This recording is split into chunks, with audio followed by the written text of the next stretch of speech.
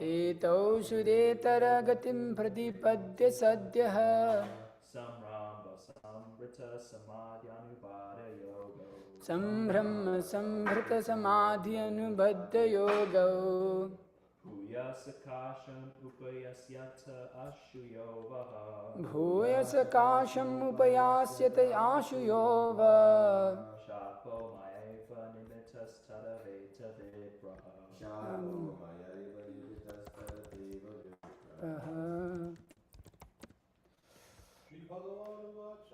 Shri Bhagavan Vacha Etau sarvetaragatim pradipatya satyah Etau sarvetaragatim pradipatya satyah Samrambha samhrita samadhyanubhadda yogam Samramba samvrita samadhyanubhadya yoga Bhuyasakashopayasita ashuyovaha Bhuyasakasham ashuyovaha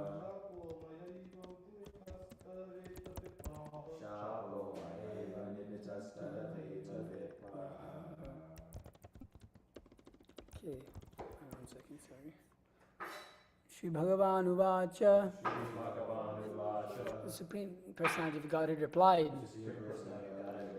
Etau These two doorkeepers Suretara demoniac Gatim the womb Pratipadya attaining Sadhya quickly Sanrambha by anger Sambrata intensified Samadhi concentration of mind Anubadha firmly Yoga united with me Bhuyaha again Sakasham to my presence Upayasyataha shall return Ashu shortly Yaha which Vaha of you Shapaha curse Maya by me Eva alone Nimittaha ordained that Avita no Vipraha O Brahmanas Translation and purport by His Divine Grace A.C. Bhaktivedanta Swami Srila Prabhupada Ki Jai. Okay, the Lord replied, O Brahmanas, know that the punishment you inflicted on them was originally ordained by me, and therefore they will fall to a birth in a demoniac family, but they will be firmly united with me in thought through mental concentration, intensified by anger, and they will return to my presence shortly. Purport. The Lord stated that the punishment inflicted by the sages upon the doorkeepers, Jai and Vijay, was conceived by the Lord Himself. Without the Lord's sanction, nothing can happen. It is to be understood that there was a plan in the cursing of the Lord's devotees in Vaikuntha, and His plan is explained by many stalwart authorities. The Lord sometimes desires to fight. The fighting spirit also exists in the Supreme Lord. Otherwise, how could in His personality? When He desires to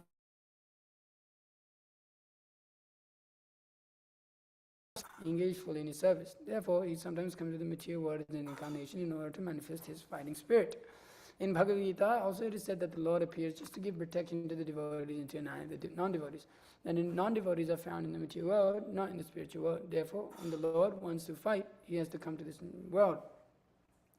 But who will fight the Supreme Lord? No one is able to fight with Him. Therefore, the Lord, because the Lord's pastime in the material world are always performed with His associates, not with others, He has to find some devotees who will play the part of an enemy.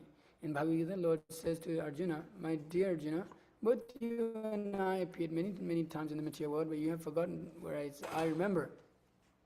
Thus, Jai and Vijay were selected by the Lord to fight with Him in the material world, and that was the reason the sages came to see Him, and accidentally the doorkeepers were cursed. It was the Lord's desire to send them to the material world, not perpetually, but for some time. Therefore, just as a theatrical stage, someone takes the part of an enemy to the proprietor of the stage, although the play is for a short time and there is no permanent enmity between the servant and the proprietor. So the Surajana devotees were cursed by the sages to go to the Asurajanas, or atheistic families. That devotees should come into the atheistic family is surprising, but it is simply a show. After finishing their mock fighting, both the devotee and the Lord again associate with the spiritual planets. That is very explicitly explained here. The conclusion is that no one falls from the spiritual world or Vaikuntha planet, where it is an eternal abode. But sometimes, as the Lord desires, devotees come into this material world as preachers or as atheists. In each case, we must understand that there is a plan of the Lord. Lord Buddha, for example, was an incarnation, yet he preached atheism. There is no God. But actually, there was a plan behind this, as explained in the Bhagavatam. Om Jnana Timirandhasya Gananjana Shalakaya Chakshur Unitamena Tasmai Shigrive Namaha Sri Chaitanya Mano Vishtam Stavitamena Bhutali Swayam Bhukadamayam Dadi Swapadandikam Vandeham Shri Guru Shiyata Padagamalam Shri Guru Prayashrivam Shri Rupam Sagasam Sangaramatam Namo Vishnupada Krishna Prashtavata Vishnuti Bhakti Vikas Swamiti Namo Vishnupada Krishna Prashtavata Vishnuti Bhakti Vedanta Swamiti Namaste Saraswati Devi Gauravani Prasharni Nirvisesha Shunyavadi Paschatya Deshtarni Jai Shri Krishna Chaitanya Prabhu Nityananda Shri Advaita Gadadhara Srivasadi Gaur Bhaktivinda Hare Krishna Krishna Krishna Hare Hare Hare Rama Rama Rama Hare Hare Jnananandamayam Devan Nirmas Pratikakritim Adharam Sarva Vidyanam Hayagrivam Upasmehe. Okay. Guru Vishnu Bhagavan Tener Smarana Vigna Vinashanaya Shahini Javanchada Purana. Okay, so here we see the Lord speaking again in the presence of Jai Vijaya and the four Kumars. Can I get some water?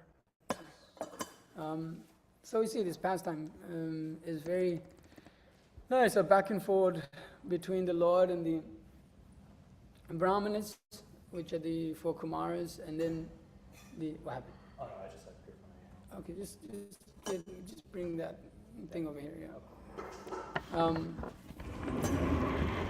Between the four Kumaras and Jai and Vijay. Just get some water here.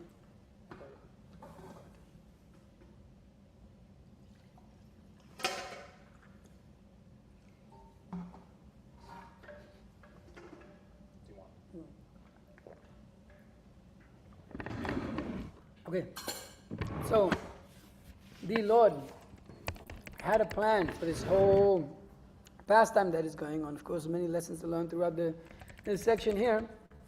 But the Lord had, as mentioned here by the Lord, that is His plan. That although they were, the Kumars were overcome by some level of passion and ignorance, and Jai and Vijay stopped them from entering, and this was all, as Krishna says here, that know that the punishment He inflicted on them was originally ordained by me. That I gave them this punishment, or punishment in the sense that, of course, the Lord never punishes His devotees. He is Bhakta Vatsalya, that He is the lover of His devotees. So what is the question of the Lord ever punishing His devotees? Some may see it like that, for one who doesn't have a vision. One can see like that, Jaya and Vijaya are being punished. And Krishna says that in the Bhagavad Gita, those who are envious of me, I shall cast them into the region of darkness. Or generally those who are non-devotees or those who don't have a good birth, they're born in atheistic families. So generally it's not a very good position. And Krishna is directly saying here that therefore they will fall to birth in a demoniac family. So one will fall into the great devotees of the Lord who are the gatekeepers of Vaikuntha, will fall into this material world and take birth in demoniac families. Do you know what Navni Hoda is doing? Oh, he's going to do that. You can just sit, it's okay. I'll clean up later. What about things that sit down? You do it afterwards, it's fine. I mean, just before you take it off, you can do it. Just so, otherwise it's like nobody's in the class. And so, Krishna here is making it clear that although so many things, so many people may see it like that being born in a demoniac family is generally not a very good thing. Just like we have Prahlad Maharaj. Actually, it's very interesting. Shyama Sundar Prabhu in his article on his website posts about actually the past life of Prahlad Maharaj. And he was born in a Brahmana family, but then he fell down with a prostitute in his past life. His whole life he spent with a prostitute. But it happened that he observed one auspicious occasion It was a very auspicious occasion, and he fasted because he was mad at the prostitute, and they couldn't sleep either. So indirectly, he performed some, in a day of Vishnu, a very auspicious day for Vishnu, happened to perform fasting and didn't sleep all night. It was a different reason, but nonetheless, that was taken as by the Lord as service to the Lord. And then in his next life, he got the association of Narada Muni, and and he was able to actually become a pure devotee, which I never heard that before. And I read it on Shyamasundar Prabhu's page. I was very ecstatic. I was like, it's like we don't, this is like a understanding of the previous life of Prahlad Maharaj. So we see that the Lord, even some small activity that's done for him, he takes to be some great, performance of devotional service. Just like we have Ajamil, who is, often cited that he, what did he do? He, again, same situation as Prahlad Maharaj, you could say, in his past life, that again, he, from a Brahmana family, he had a wife and kid also. I can't remember if he had a kid. He did have a kid. Ajamil, did he have a kid? Wife and kid before he got prostitute. I'm not sure if he had a kid. So he had a wife. Nonetheless, he got attracted to a prostitute in the forest who was embracing the man. And because of that, he spent his whole life just forgetting about the Supreme Lord. And at the time of death, his son named Narayan, born of the prostitute, just because of reciting that name, he was saved by the Vishnu Dutas, and he was able to attain the Vaikuntha realm. So we see that the Lord is very merciful, that he's not the harsh God or the angry God as sometimes the Abrahamic religions portray God as. Actually, Krishna is very loving, especially in his supreme form, in his original form, Ishvara Parama Krishna Sachita Ananda Vigraha. Of course, not different to Vishnu himself, but we see here that there's very much love towards his devotees. So there's no question of the Lord at any time shunning his devotees or punishing them. It's not that type of relationship. It's a relationship of love, not a relationship of fear. Because if that was present in Vaikuntha, it wouldn't be called Vaikuntha. Because Vaikuntha is what? A place of no anxiety. How can you be full of no anxiety? How can you have no anxiety if you're always worried that you may get punished? There's no question of anxiety. Why? Because there's the servant and there's the Lord, and the servant is serving with love. When the servant is serving with love, he does everything with proper care and attention. He doesn't do it out of fear. He doesn't do it out of that idea to not get punished, or idea that the master will be displeased, but he does it specifically only for the reason to please the master. He knows how to please him. They are first-class servants. So, Lord said that the punishment inflicted by the sages upon the doorkeepers was conceived by the Lord himself. Without the Lord's sanction, nothing can happen. Now, Guru Maharaj mentions this a lot. Daiva as a whole, you'll see Guru Maharaj's, Bhakti Vikas Maharaj's, sometimes themes. There's themes throughout his, when he reads Prabhupada's books, and he's always absorbed in them, and then sometimes he specifically grasps on one point, and he'll emphasize that over so many lectures or so many months, and for some time he was really making this point of Daiva, the will of the Supreme Lord, how everything is run by that. That is actually the only factor that actually exists in this material world, that just everything is run on the will of the Supreme Personality of Godhead, just on His will. There is nothing. And how all our lives are running on that also. How this material energy is just going on like that. And so nothing can happen without the sanction of the Lord, as we hear, as we also know. What is it?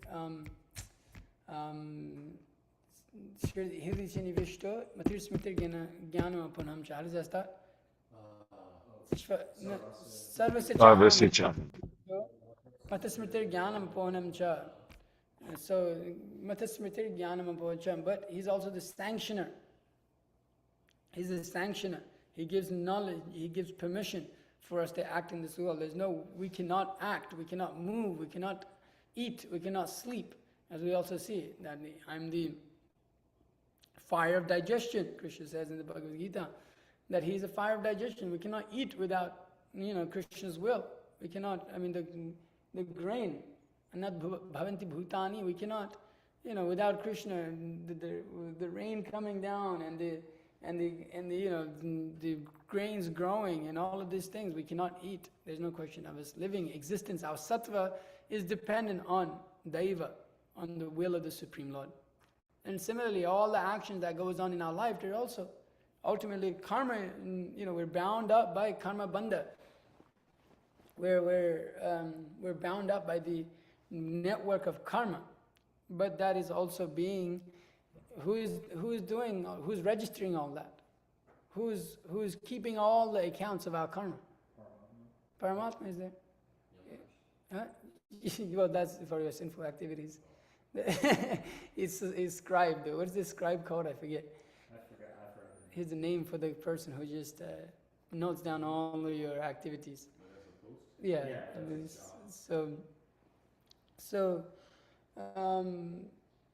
But Krishna within the heart, he's seeing everything, and then we also see the devas. Devas, or another word for the deva, is that the demigods, they're observing everything. And interesting, just a side point on this regard, I was telling Charu that I was hearing from Guru Maharaj. I was hearing from Guru Maharaj saying that, or was it Prabhupada? I can't remember. I get it, same thing. I was remembering that, or hearing that Maharaj, so we have Duryodhana, Duryodhan, not Duryodhan, sorry. Why am I forgetting his name? The blind king. Dhritarashtra. He was asked, why is it that you're blind, and why is it that I'm having all my 100 sons killed, and I'm blind also? How have I come to this position? And Krishna tells him that 100 lives ago, you were a hunter, and you killed 100 children of a bird, and you burnt them. You burnt them alive, and then the father, he escaped, and as he was watching his children burn, his eyes also got burnt. He was watching them burn, or something along those lines, and so he had to acquire enough pious activities over 100 lifetimes in order to attain those 100 sons, just to undergo the karma that the suffering that he had inflicted upon those living entities 100 lives ago. So what is it? Kim karma kim akarmeti kavayopi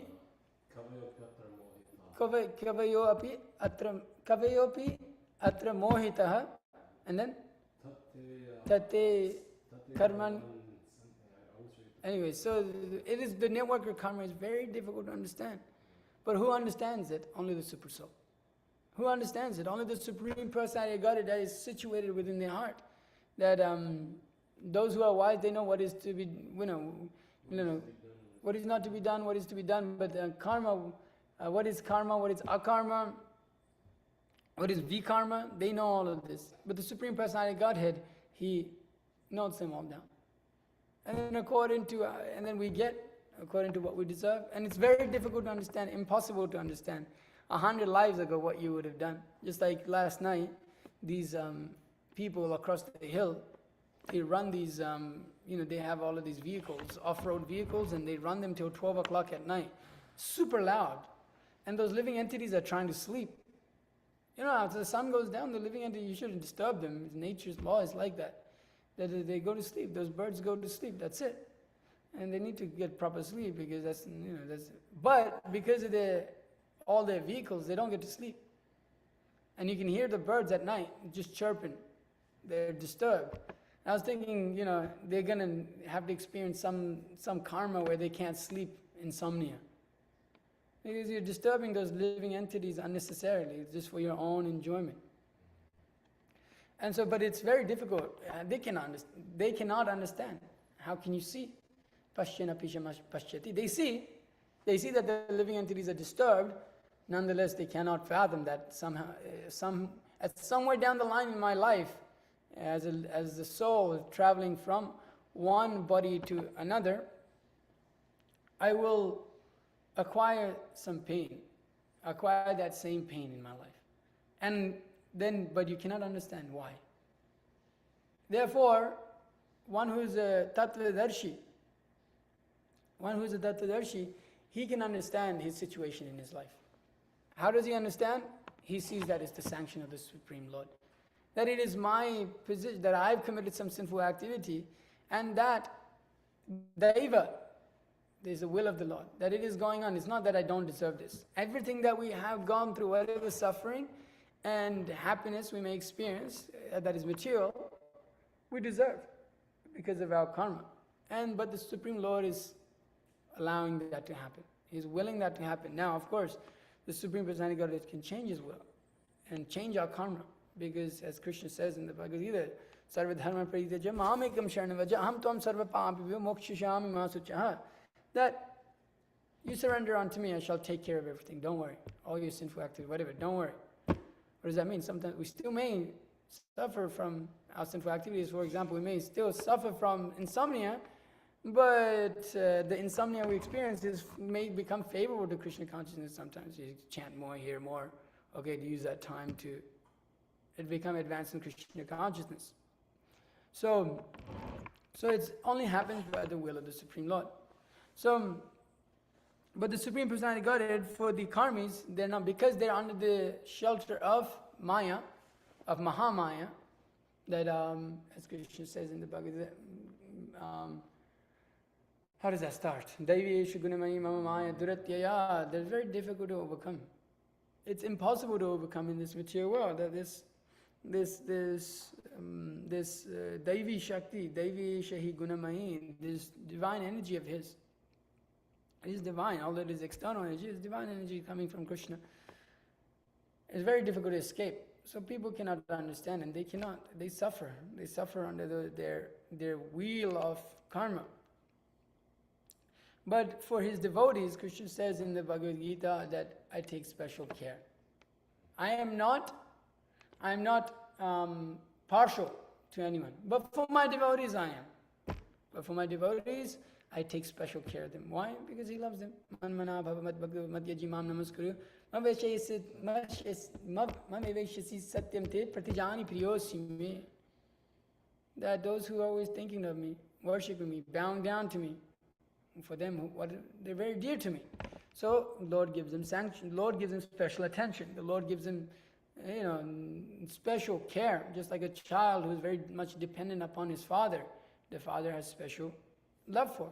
When the child shows love for the father, when the child does service to the father, at the same time and then the child suffers, the father has special affection for him. The kid next door, not so much.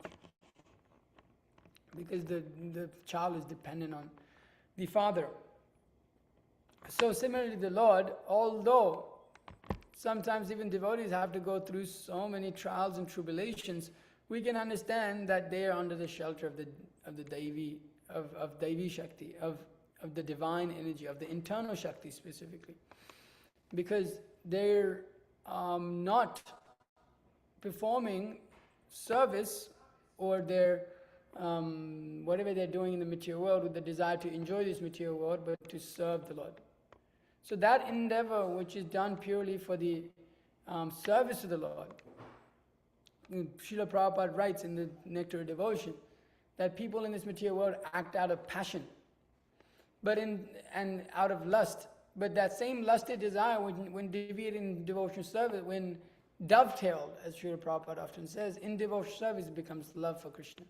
Endeavor, desire to please the Lord, desire to become successful in the Lord's service is considered love, and then one comes under the shelter of Krishna's energy. Could you check that chart and just make sure if it's properly done before you take it out? So the Lord has His supreme will, and the devotees will carry that out according to His will. So what the vision of a devotee is that tatenu kampam shushikshamano bunjayavatma kritam vipakam tadvag vapubhir vididham namaste something mukti padaya something daya mukti sapadaya bhak. Sorry, I forget the last line. But that whatever the Lord pleases to do, that I shall simply suffer whatever reactions that I may deserve in this life, and I shall simply continue to pay my obeisance to the Lord with body, mind, and words, for the and just be patient. For that is for one who is holds on, that's his rightful claim. So, the devotees act according to the desire of the Lord, according to Daiva. They act according to the desire of the Lord. Now, how do we know the desire of the Lord? The instructions of Bhagavad Gita. Yeah, that's there, sure. But what's more than that? Yeah. Srila Prabhupada said often we hear that the purports of Bhagavad Gita are more important than the translations in themselves. Why is that? Because they help us actually understand the message as it is. Exactly. Because they help us understand what Krishna is saying. Otherwise, it's very difficult to understand. How can you understand all this, what Krishna is saying in the Bhagavad Gita? It's very difficult to understand.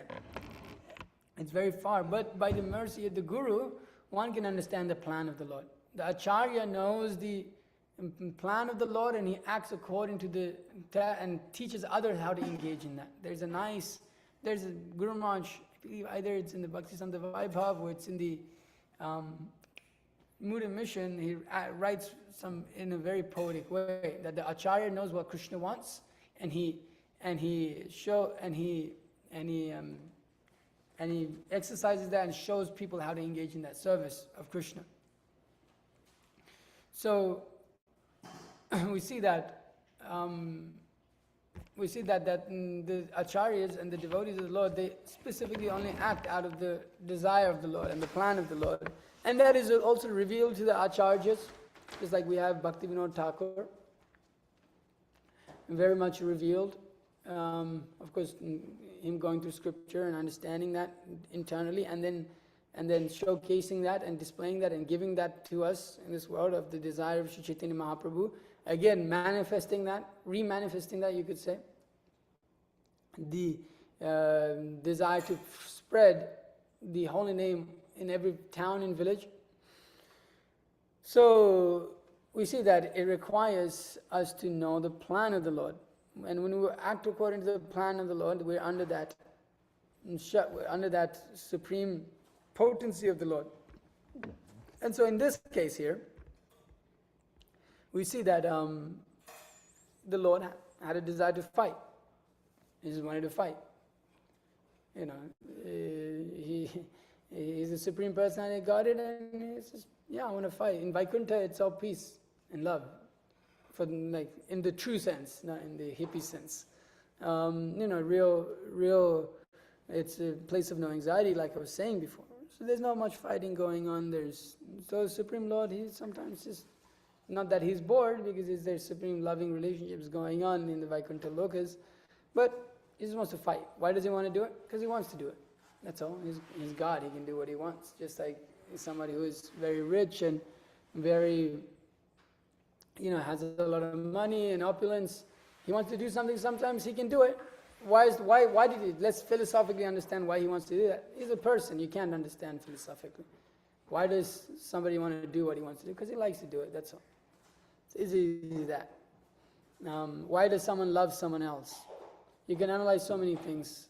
But sometimes you can't understand. Why does a 25-year-old fall in love with a 52-year-old woman? I don't know. But it happens, but desire is there. Desire is a wild thing. Desire, takes us to many places, and there's no real sense of it, actually.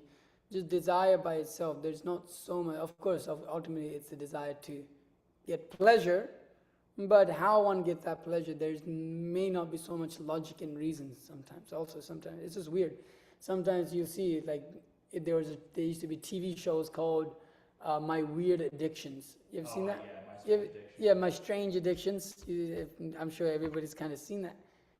People are just like, it's really weird. Some people just like eating chalk for no, like, why do you like eating chalk? But they just enjoy it. That's their desire. Okay, all right. You must have been some living entity in your last life, and some animal, and you'll be some animal in your next life too. Yeah, sounds, this is some really weird, strange stuff, but they derive pleasure at that. That's what satisfies their desire. Of course, that's mundane, and the Supreme Personality of God is he's the original supreme spiritual being. So the Lord wants to fight, and the Prabhupada writes here, therefore even that desire to fight exists within us. Otherwise, where does it come from? All the desires come from the Lord. So, because the Lord is the source of everything, anger and fighting are also inherent in his personality. When he desires to fight with someone, he has to find an enemy. But in the Vaikuntha worlds, there is no enemy because everyone is fully engaged in his service. Therefore, he sometimes comes to the mature world in incarnation in order to manifest his fighting spirit. And I was saying that before that Jai and Vijay are very fortunate because they get to engage in a service that nobody else gets to engage in the Vaikunthas. Nobody gets to fight with the Lord. You can't fight. In Goloka Vrindavan, you can fight with Krishna. You can have wrestling matches with him and you can beat him and you win. But in Vaikuntha Lokas, none of that goes on. There's that rasa is not there, is not present there, or is not exhibited there with his devotees, especially that Sakya rasa, in which one is very friendly with the Lord, and so much so that one is wrestling with him. So we are seeing that. We are seeing this, the Lord, he is giving special, although in one sense from a vision it's like, oh, they're getting punished, they have to go to the mature world, but in another great sense they're getting a position in which nobody else can get in the Vaikuntha Lokas. They're getting that opportunity to fight, to desire that, to fulfill that desire of the Lord in a way that nobody else can. That's a special position, that's a special service. So the Jai and Vijay are getting to do special service. And we always hear that they had two options. Either become devotees 7 times for 7 lifetimes, or become demons for 3. And Jai and Vijay wanting to come back to their original service, so their normal, their standard service they love to do. They said, well, I'll take the 3, I'll take it on the chain of this one. And they came as Hiranyakashipu, Hiranyaksha came as Ravana, Kumbhakarna, Shishupal, Dantavakra, and then there's nice bonus rounds. I think Guru Maharaj, I was hearing Guru Maharaj saying bonus rounds as Jaga and Madhya. And so they wanted to also participate in Lord Chaitanya Mahaprabhu's Leela. So we see very nice pastime with the Lord, that the Lord's activities are very difficult to understand unless one has proper vision of the acharyas. Otherwise, how can one understand? As Prabhupada writes that actually here, that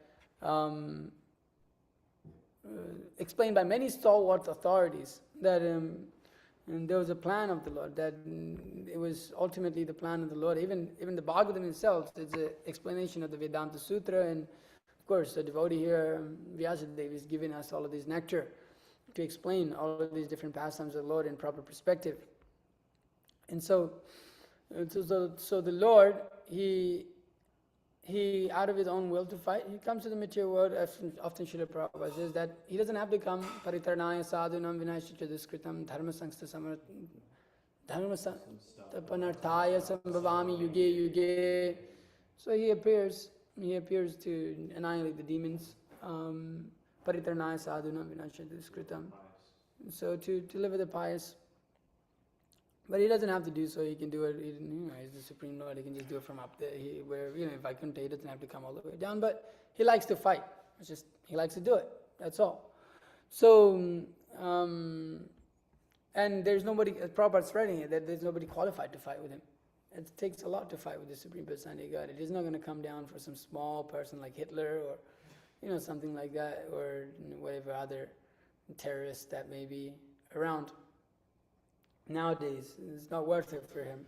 It doesn't get much. It takes, but we see that with Hiranyaksha and Hiranyakashipu, the Lord gets so much pleasure out of just playing around with them, and almost as though that he's being defeated also, as we see in Vrindavan also. In Vrindavan, he actually gets defeated by the cowherd boys, but in this case, we'll see that when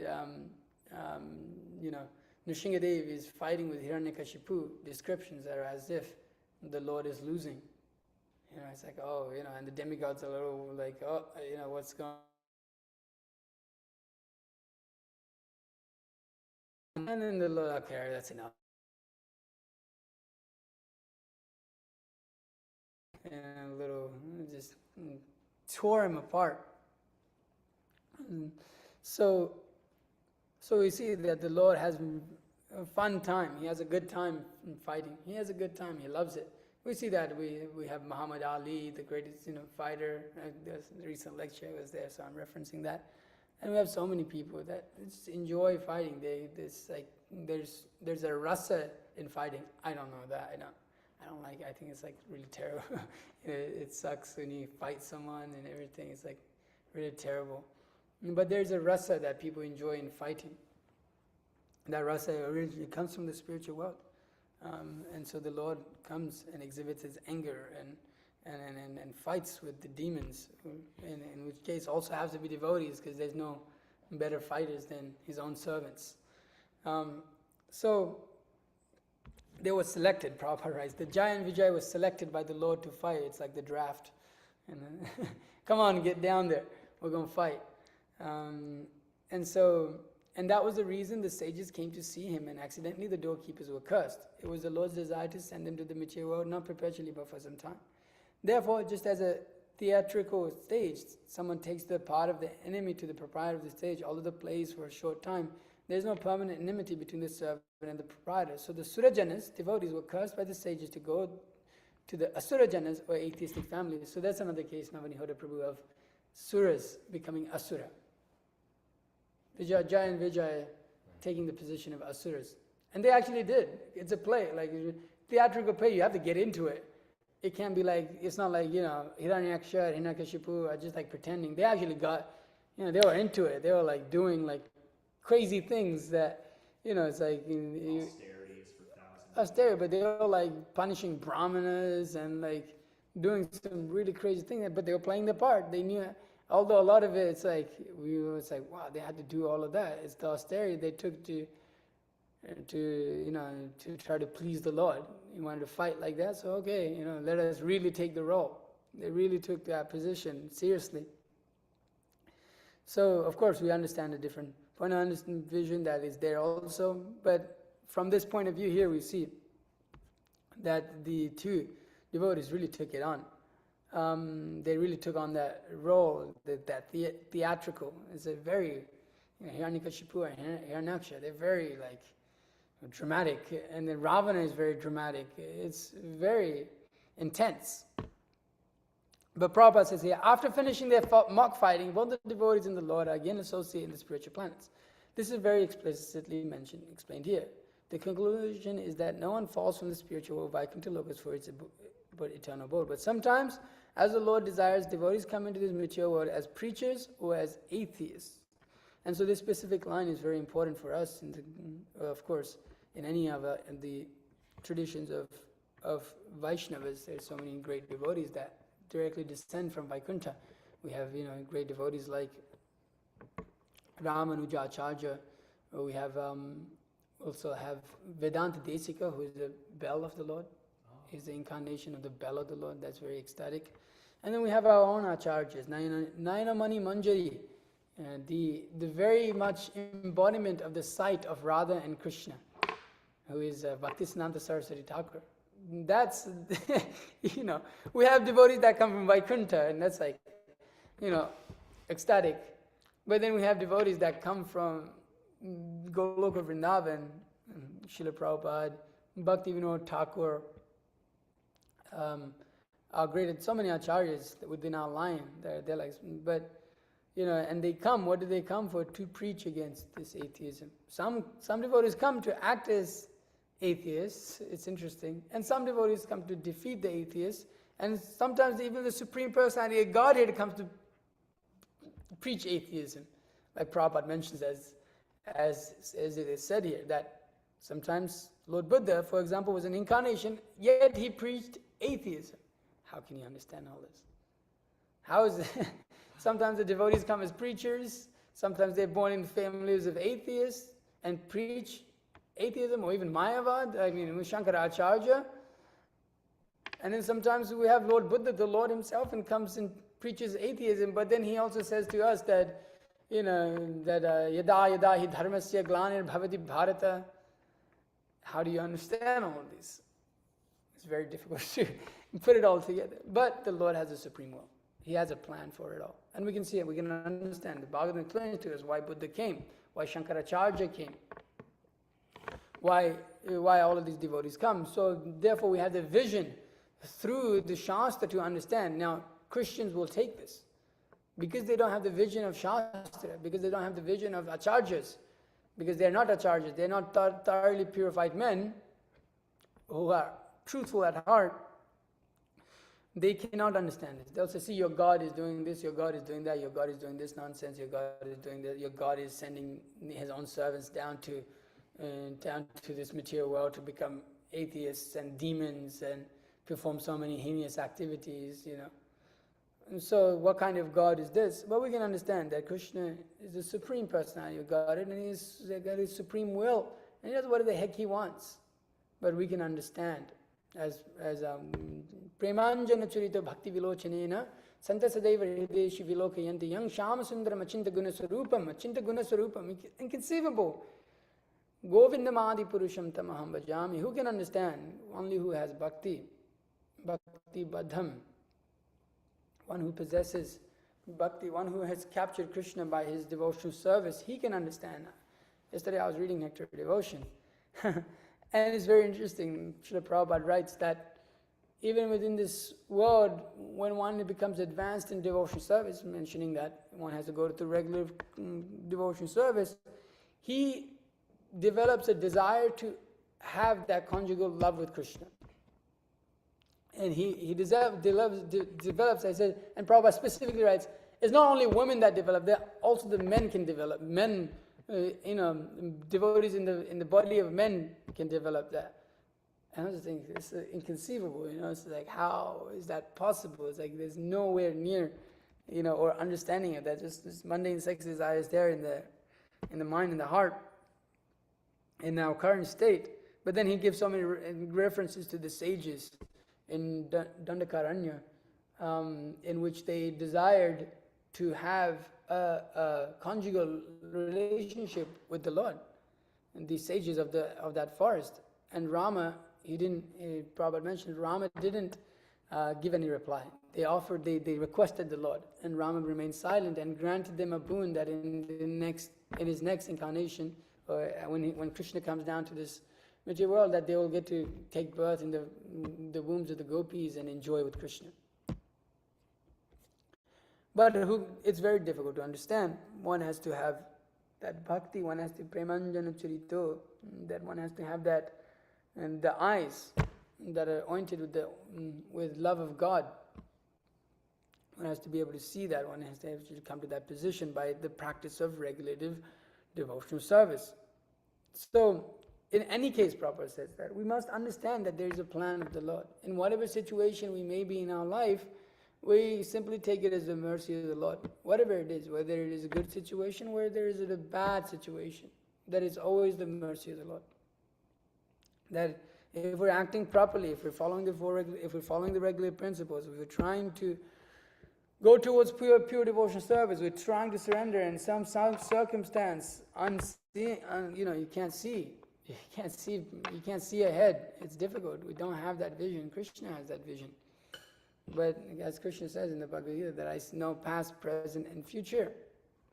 But you cannot know that, Arjuna. You do not know. I remember them all the lives that you've been through, but you do not. Krishna knows, but we don't know. So it's very difficult. It's very difficult to see where we will be in 5 years, where we'll be in the next 2 months, where we'll be in the next 6 months, where we'll be in the next how can anyone conceive? How can I have any the living entity is so small. His ability to conceive of things is so small. How can you think that we're out here and every day we look at it and it's like, this is crazy. It doesn't make any sense. How am I here? What am I doing? How did I make it all the way over here from some corner of the world? It's just inconceivable. It's just inconceivable. So you never know what the plan of the Lord is. But nonetheless, if we can just stick to the idea that it is the plan of the Lord, and that I must go on serving, and as long as I'm serving and I'm cooperating with the plan of the Lord and trying my best, we can know that we're always protected by the Lord, as the devotees here, as Jai and Vijay, always protected by the Lord. They will return to my presence. And Prabhupada specifically mentions that devotees come into this material world as preachers, and Srila Prabhupada said once that Krishna asked me to go. And I told him that I don't want to go to that dirty place. And you just go and you write your books. You just go and you write your books and I'll take care of everything. He said, okay. And so Srila Prabhupada came on the request of Krishna himself to come and preach to us fallen conditioned souls. And he exhibited so many pastimes of having to go through so much difficulty in this material world. It is. He went through difficulty. It's not just a pastime. He went through difficulty. It was very difficult. Everything he did was very, very, very difficult. He had to struggle to preach Krishna consciousness. But nonetheless, it was all under the will of the Lord. So Srila Prabhupada, destined to be successful. Bhaktisiddhanta Saraswati Thakur, destined to be successful. It was the will of the Lord. But the Lord still put his pure devotees through some tests. Bhaktisiddhanta Saraswati Thakur had to go through so much difficulties. And similarly, Jai and Vijay going through so much difficulty. Being cursed, come down, take birth in the family of demons, 3 consecutive lives. But nonetheless, fixed at the lotus feet of the Lord. Another point mentioned here that they were mental concentration intensified by anger. So those personalities, specifically Jai Vijay, and they were concentrated with anger. And in the Nectar of Devotion, we see that intensified concentration, this dhyana meditation, or upon the Lord here, samadhi, sambrita samadhi, that intensified concentration upon the Lord. There's 2, favorable and unfavorable. Favorable, in which one is in love, and other one which is in anger, or the desire to kill the Lord, as we see with Kamsa and so many other. We're seeing with Hiranyakashipu and such. That is called unfavorable, and it's mentioned in the Nectar of Devotion by Srila Prabhupada that generally those personalities attain Brahman, the Brahman effulgence. They just merge into the Brahman. So, whereas this is an exceptional case, because the Lord's direct desire and his direct servants, a person serving like that, even though they are serving in the mood of anger, and their dhyana, their sambrita samadhi, their concentration of mind is in anger, in the mood of anger, which is sangrambha, rambha, by intense anger, sangrambha. And so, which is also in different places. It's not just anger. It's sangrambha, enmity, or with great anger, agitation, fury. So you see a lot of just like very intensified anger. We see that in the personification of Ravana, in Hiranyakashipu, Hiranyaksha, how Hiranyaksha speaks to Varaha. It's very like, oh, you beast, and so many things. So although they had that concentration, they don't get Brahman liberation like the rest of the demons do. They are servants of the Lord, and they're under the special protection of the Lord, so that their destination is ultimately Vaikuntha after their time is over, time is up in their service in the material world. So similarly, sometimes the Lord's preachers come and they preach and they go back. That's all. And what is the destination? They just return back to the supreme abode and continue their service there, or if they, like Srila Prabhupada said, after if they desire to, also the devotees have, the desire to serve the Supreme Personality of Godhead, is I'm going to hell next to preach. And so, where is hell? Well, it's here also in this material, within this earthly planet also. But we can also understand that if Srila Prabhupada is continued preaching in this hellish planet, through his books, through his acharyas, through his disciples that are acharyas. And so in this way, Srila Prabhupada is going on preaching, and we're happy to and ecstatic to assist him in that preaching and become instruments by which we can satisfy him. and so therefore, as Bhakti Vikas Maharaj says, even if you're any damn rascal, if you can distribute Srila Prabhupada's books, you can expect the mercy of Srila Prabhupada. So we have a very, very great position. We have a very fortunate position in which we should continue and go on with our life, serving the Lord under the will of the Lord. And we can understand anybody that distributes books, preaches for the Lord, or does some activity of the Lord throughout his life and tries to remain fixed in that, we have direct perception of the protection of the Lord. That is a fact. There is no doubt about that. That becomes an inherent, irrevocable fact within the devotee of the heart, that the Lord is always protecting us. Yeah. So, I'll end the class there. It's 8:32. So if there's any questions or comments, please feel free to ask. Yeah, in the Blue Mission, there's a section about like the Golden Age, and it's mentioned how Prabhupada makes a point how if the members of Krishna consciousness wouldn't follow, then the Golden Age. But if the minute they start to slack, then you can miss the opportunity. The reason why I say that is because the will of the Lord is to have this Golden Age in Kali Yuga. However, it seems that the living entities, due to their perverted desires, they can ruin that. So my question is, it seems that the will of the Lord can be thwarted by the living entities' rebellious natures, because, and is that a correct understanding?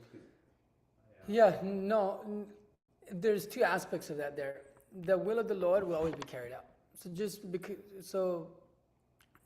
the Gaudiya Math was ruined, doesn't mean that, so the desire of Lord Chaitanya is to spread the name of Krishna in every town and village. And the Gaudiya has lost that vision actually.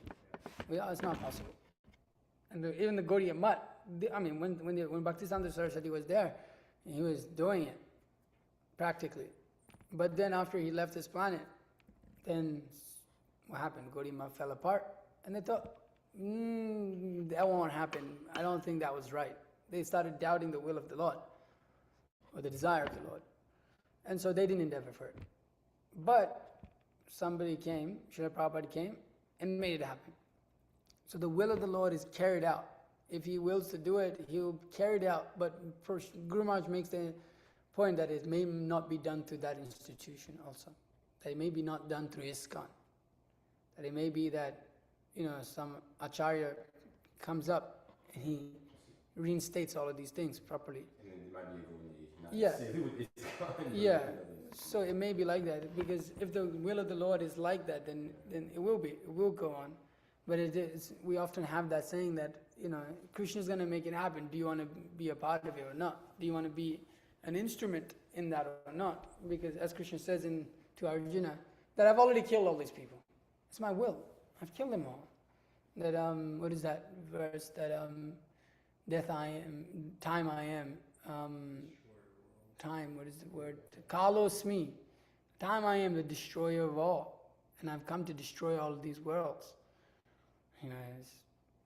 So he said, if I've already killed all this, Arjuna, now you decide, do you want to act as an instrument or not?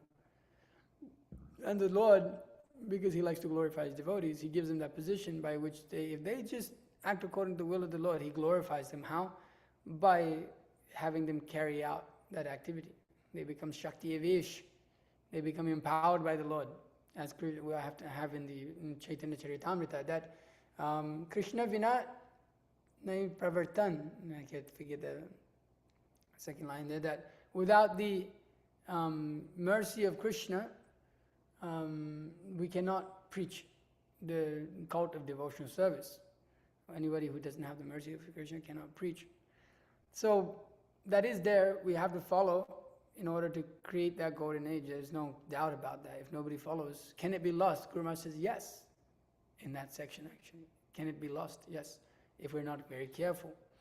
But the desire of the Lord at the same time is to, have it spread. And Srila Prabhupada, and the desire of the Acharya is none different from the desire of the Supreme Personality of Godhead. Acharya mam vijaniyam navamanyati karichit. What is it? Navamanyati karichit na buddhya nasuyata sarvadeva mayo guru. That the Acharya, he is good as myself.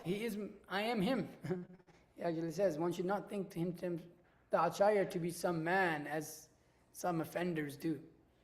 It's confusing though, because it's like, okay, I know this whole debate about free will and predestination, but it's like the Lord wills all of the entities come back to Him. Yeah. Right? But we have the, like for example, we have the free, the Lord wants us to come back to Him. But we have the free will to be like, okay, I can either follow the Lord or not follow the Lord. Yeah. So it seems that the desire of the living entity, it can actually overcome, because the Lord wants us to come to Him in this very life. But if we don't want to, then our desires actually to rebel against the Lord actually overcomes His will for us in this life. Of course, we will eventually come to Him. The Lord wills for us to all come to Him right now. So that's the point. It seems that our free will can actually overcome the will of the Lord in some instances. That's not true. It's not that it's not that it overcomes the will of the Lord. It's that the living entity has acquired. It's systemized like that for love. All that the Lord desires, he can't force it, or he won't force it. He can force it if he wants to, but he won't. Why? Because he wants to love. Well, why does he want him to come? Why does he want you to come? Why does he want the living entities to reestablish that relationship? In order to have that love. But if they don't want to have that, he doesn't want that. Okay, you figure it out. So he gives him that free will. His will is to enjoy. He wants to enjoy it, but he's not at the same time. And that's an amazing thing about it, is that achintya veda tattva, at the same time he doesn't need it. At the same time he's full in himself. He doesn't lack anything. But when that devotee endeavors, and he doesn't despise the Lord, he that enjoyment that he wants. So it's not ever that the Lord is independent. What is that verse? Janmadhyasya yataha abhigya surat, that he's independent, fully independent of anything. So the living entity's will does not overcome the will of the Lord, but it is free will, so that the living entity can act whatever the way he wants to. Although the Lord does want us to come back to him, if the living entity doesn't want to, he allows that. He allows that. But if he really wants that living entity to come back, he can. But the Lord can never be overcome by some jiva. But that's why that's something free. But there's always jivas that want to love the Lord. So if there's some jiva that wants to neglect, okay, he utilizes other jivas to fulfill his mission. And who wants to act as the instrument? That's the point. Who's going to act as the instrument? It's going to happen. It's going to happen. Of course, like I was saying, within this society, it may not be that society that Srila Prabhupada established that may take that up, but it may be others who are inspired by Srila Prabhupada's, instructions in his books, that they bring up a new society of devotees that establish things that Srila Prabhupada wanted. So the will of the Lord works in different ways that we can't conceive of. So sometimes the Lord destroys things in order to reestablish them, just for his sake, just because he wants to do it like that. The will of the Lord is to give us free will. Yeah. That's what I understand. Yeah, the will of the Lord is to give us free will. He gives us free will. He gives us free will. Otherwise there'll be no point of, otherwise he wouldn't let us come to the material world. Why would he let us come? Because that he doesn't put, he doesn't force. Well, instead of the case with Prabhupada, you were saying that. Yeah. He did tell Prabhupada, because Prabhupada said you don't want to go. And There's a loving relationship there, you know. There's a loving relationship there, because but the thing is, but at the same we wanted Srila Prabhupada wanted to, not that he wanted to enjoy separately though. That's the difference. We wanted to enjoy separately, but Srila Prabhupada wanted to continue his service in the spiritual world. Like, no, I'm happy here. I don't want to go down there. I want to serve you. You know, it's like I'm gonna go down there, deal with all this nonsense. But, anyways, okay, all right, that's what you want, fine. But where's the us? Shri Krishna, no, don't go down there. It's like, okay, you want to go there? It's like, you know, you're gonna suffer, but don't go down there. We're like, no, I want to go. I want to enjoy it separately. That's our position. You know, so the will of the Lord and the will of the living entity. But ultimately, we are controlled. What will do we have? The only will we have is that surrender to Krishna or not. Everything else we're controlled by. So it's an interesting thing. How is it that the will of the Lord is being carried out? Sometimes it doesn't seem so. How is it that Srila Prabhupada established everything and it kind of started to break apart after it was gone? Because people didn't want to submit to the will of Srila Prabhupada and the Lord. So then it was destroyed. Krishna says that in the Bhagavad Gita, Yoga Nashta Parantapa, Ashradadhana Purusha, that those who don't have faith in Shastra, what happens to them? They become destroyed. Mrityu Sansara Vratmani, they attain, what do they attain? Birth and death, that's all. So, it's going to happen. That's the point, but who wants to be a part of it? Who actually wants to be sincere and actually wants to take it up? And really take on that mission and be the instruments, and then, you know, and all of that, and then everything can be seen in proper perspective and proper light. So it takes, there's a lot there. But yeah, it can be confusing. It can be how the movement is falling apart. Why is it that, you know, people are saying things like this, weird things, and as quoting that verse, that Charya Mam Vijaniyam Nava Manyate Karhichit. Don't take the spiritual master to be an ordinary man. And so when you say things like, you know, that Srila Prabhupada's, they told him that actually his disciples told him that when he was on the planet. There's a conversation. Srila Prabhupada knows everything perfectly spiritually, but he doesn't know everything, you know, his material advice is not so good. Oh, I read that recently. Yeah, you read that? And Srila Prabhupada is like, he's shocked. And it's like, okay, so, you know, then basically he was saying that this is like, you know, then they think they're better than the Guru, something like along those lines. Or he was mentioning like that. At least that was the mood that Srila Prabhupada was conveying, that this is fall down. And that's in that whole thing, he says this is illicit sex. Yeah, the context was he was in Hawaii. Yeah. There was another group who wanted to follow Prabhupada, but they didn't want to follow GBC. Yeah, they didn't want to follow GBC. They wanted to. They didn't like the way that devotees were distributing books. They didn't like the way they were preaching. They didn't like so many of these things. It's pretty much similar to what's going on now. Sounds familiar. And what's interesting is they tell Srila Prabhupada, you know, they say we're fanatical and we do all of these things, and when we give him, like, you know, proper knowledge and we use Shastra and everything, they just tell us that we're just fanatical, that we don't have anything and they don't understand. Something along, it's interesting, it's actually the same kind of thing that's going on. Yeah, no, you read, but it's interesting, it's like those devotees who are doing that now were on the other side before.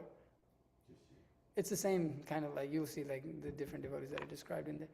But it's just interesting that And it's like you're not surrendered. Yeah. It's like, and so not surrender to the will of the Lord, and we'll see it. We'll see the society how it kind of like dwindles, I mean, it's falling because apart Shastra tells us that one who doesn't follow such things, you know, they're not protected. They're not protected by the Lord.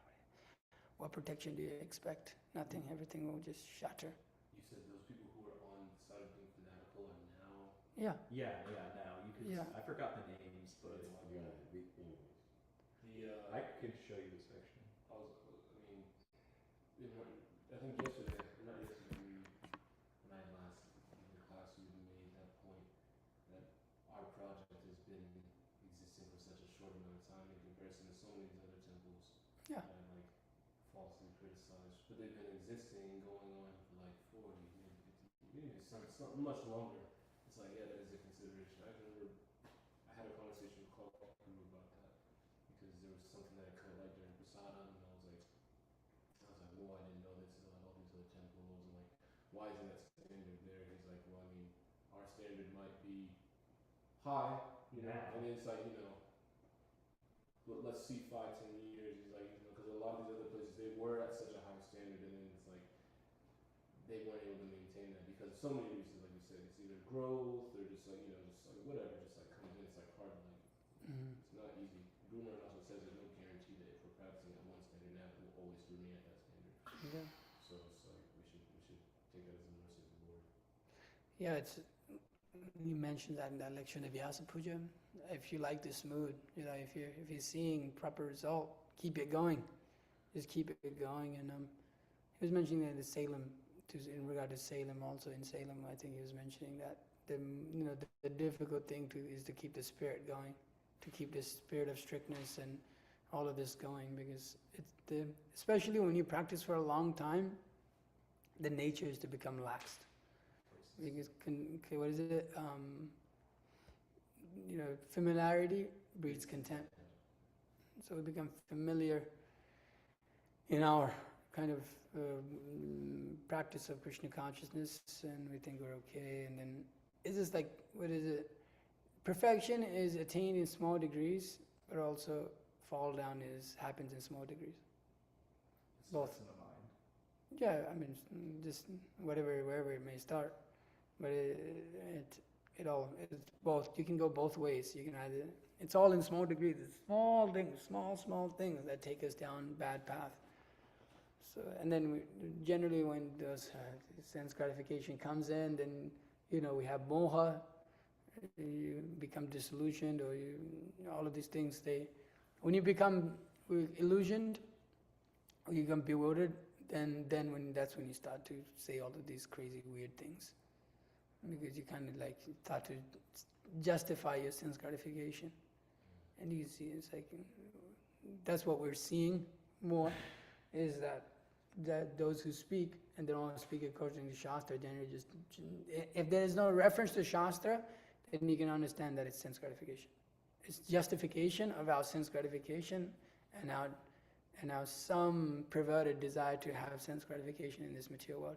If there is no reference to Shastra to what we're speaking and what we're doing according to activity, if it's not based on this Shabda, Aitihya, if it's not based on these principles of following tradition and following the scripture, Shruti Smriti Purana Adi Pancharatikam Vidim Vina Aikantike Hare Bhaktir not Utpad, I forget the last name, Kalpate is the last word, but that if one who doesn't follow the Shruti and the Smritis, who follows scripture, what happens? Everything becomes useless. Everything goes to hell. It's a disturbance to devotional service. So it's really important that we're always referencing that, and referencing our behavior, referencing our speech, referencing all of these things to what we do to Shastra. As soon as that's lost, then everything is lost. So that you can understand.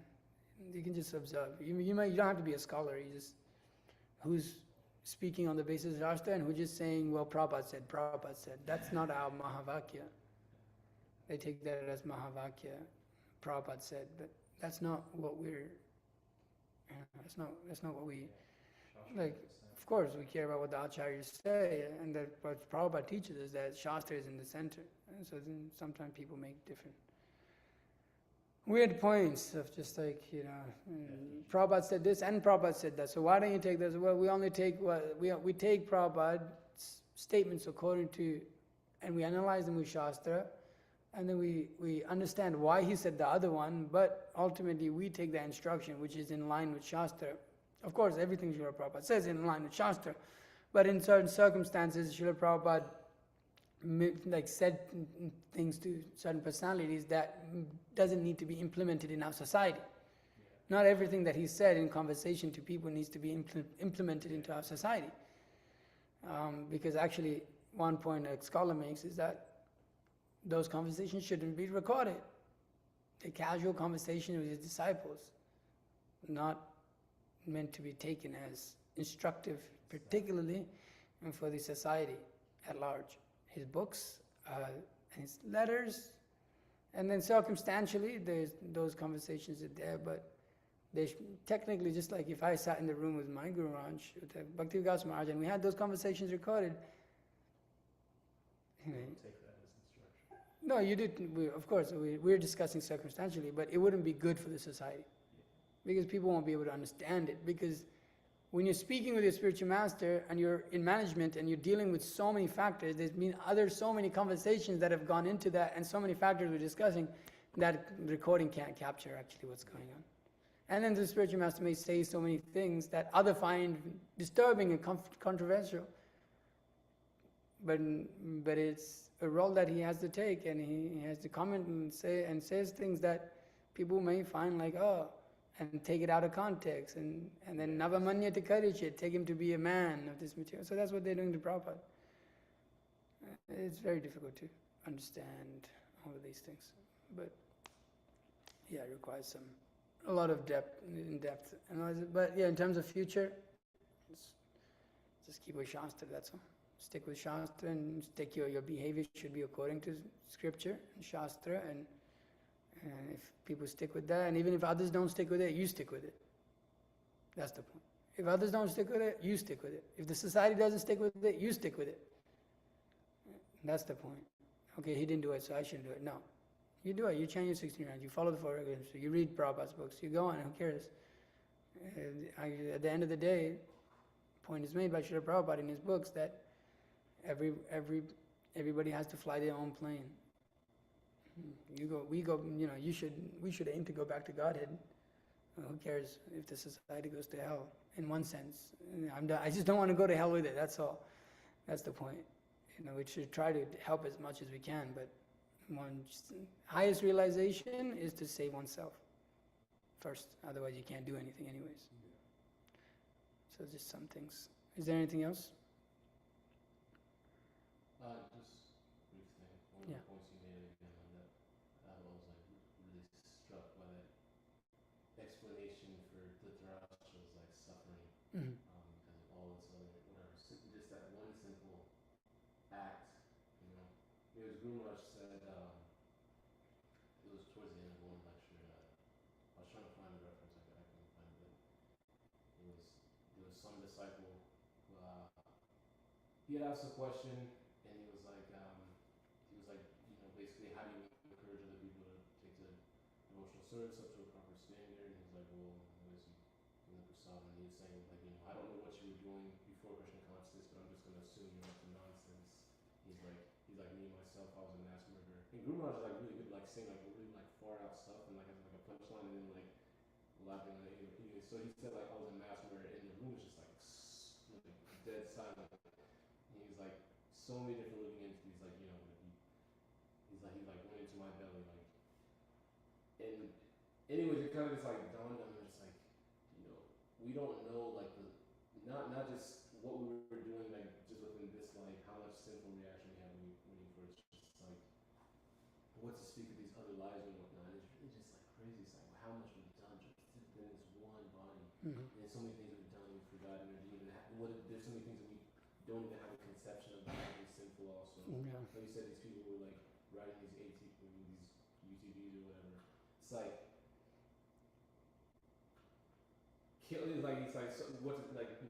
killing deer is one thing. Again, just that's it could be being relatively small, causing disturbance another living entity because I'm just being loud. It's you have no idea that stuff of that karma especially is so inconceivably huge. And you never know when it's gonna hit. Yeah, and it's really that impetus to go and enjoy the material world. It's you don't know what could be around the corner. Mm-hmm. It's whether or not that enjoyment is even there is one thing, but then after you get that enjoyment, it could just be so you could suffer something else. Yeah. It's whoa. That's a trip about karma. That's a kim karma karmeti. It's there's another verse in there that is very binding. The binding not maybe that's Bhagavatam, binding not of material existence, the binding not of karma cut through. Forgive. Yeah, it's weird because sometimes you can be given a great position just to fall down and suffer in that position. which is like, that's why we see in the Bhagavad Gita there often emphasis is of that one should not be too elated in a good position and not to disturb in a bad position. So that you can understand that through that. It's like you can attain a bad position, but that bad position may allow you to enjoy more. But you can also attain a good position in which you suffer a lot. You may get 100 sons and be very, okay, I got 100 sons, but they all die. We see that. What's his name? Chitraketu, and his son is, what is it? I can't remember. Something like Harshashoka. Yeah, Harshashoka, the one who gives like suffering or happiness and suffering. So it's a weird, the material world is a weird place, man, and that's why like when you analyze all of these things and see from Shastra and all the different Niti Shastras and all of these things, did I see it in a dream, or did you tell me at one point when we were doing the service, hey, can you read from the 100 verses of renunciation? That was yesterday. You said that to me? Yes. What were you doing? We were shaking. Oh, okay. I was like, I was dreaming. No, okay. So, we have Niti Shastras and so many things that are like of importance to analyze and think about in our lives, and good situation, bad situation, to be situated equally to both for these reasons. I think there's something within Janaki Niti also about like it's being foolish to envy. Oh yeah. I feel like something like whether like knowledge or something like that. Yeah. There's something like that. Yeah, therefore one shouldn't envy others actually, because you don't know. Yeah. I had that experience when I was really young actually. I had that realization when I was like 4 years old, because somebody used to have like a bicycle, and I was like, I wish I was that person. I wish I had his bicycle. And then I didn't have a bicycle. I had a tire to like tap around the block. That's what I had. So I was like,